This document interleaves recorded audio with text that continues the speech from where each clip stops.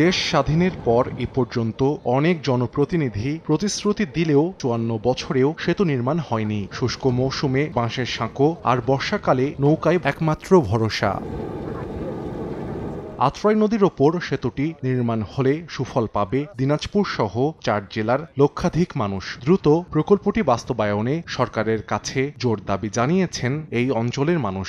নৌকায় উঠে গাড়ি নিয়ে এই পথটা পাড়ি দিতে হয়, আর নীলফামারী যদি আমরা যাই খানসামা দিয়ে ঘুরিয়ে আমাদেরকে যাইতে হয়। বর্ষার সময় আমরা নদী পার হচ্ছি, জীবনে একটা ঝুঁকি আছে না, বলা যাবে না নৌকার ব্যাপার কোথায় কি হবে। মুমূর্ষু রোগী আপনারাই বলেন এই নদীর উপর দিয়ে নিয়ে যাওয়া সম্ভব? আমাদের যাইতে হয় সেই রংপুর নাহলে দিনাজপুর, অনেক দূর ঘুরে যাইতে হয়। বাজার আছে, এই ভুট্টা ধান এগুলা নিয়ে যাইতে হয়।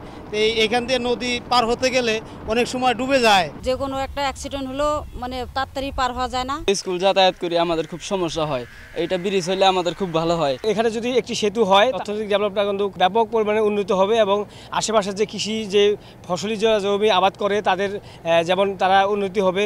তারপর যারা এখানে স্কুল কলেজ আছে তারা ছাত্রছাত্রীরা তাদের মধ্যে একটা যোগাযোগ শুরু হবে এবং নীলফামারীতে একটি হাসপাতাল আছে, এই হাসপাতালে সরাসরি এই এলাকার লোকজন এই হাসপাতালে যেতে পারবে। তবে সড়ক ও জনপথ বিভাগ জানায় ইতোমধ্যে জরিপ কাজ শেষ হয়েছে, শীঘ্রই শুরু হবে নির্মাণ কাজ।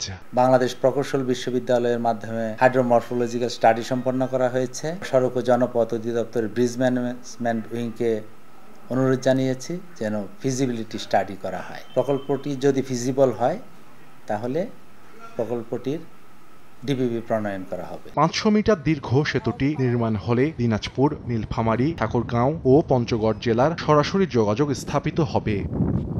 সময় সংবাদ, দিনাজপুর।